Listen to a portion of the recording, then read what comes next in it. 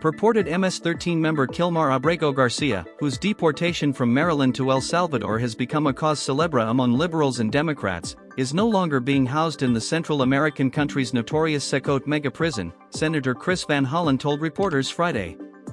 He told me, and this was yesterday, that 8 days ago, so I guess 9 days ago from today, he was moved to another detention center in Santa Ana, where the conditions are better, the Maryland Democrat told reporters at Dulles Airport in Northern Virginia upon his return from a 3-day trip to El Salvador, highlighted by a meeting with Abrego Garcia. According to Van Hollen, Abrego Garcia told him that, despite the better conditions, he still has no access to any news from the outside world and no ability to communicate with anybody in the outside world. Abrego Garcia was removed from the U.S. with 260 other suspected gang members on March 15. He and his family have insisted that he is not a member of the notorious MS-13 gang, and have seized on an initial Justice Department statement that his deportation was due to an administrative error.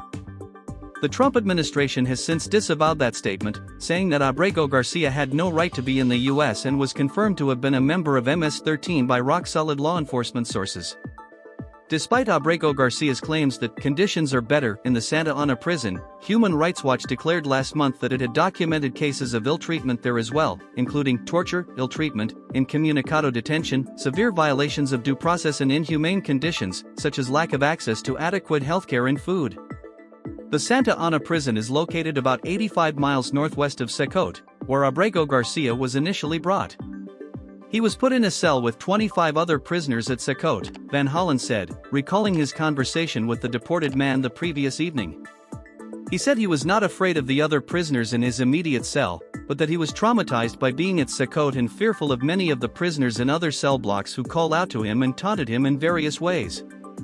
Van Hollen added that Abrego Garcia told him that his conversation with me was the first communication he'd had with anybody outside of prison since he was abducted. He said he felt very sad about being in a prison because he had not committed any crimes, the senator added. When I asked him what was the one thing he would ask for in addition to his freedom, he said he wanted to talk to his wife, Jennifer.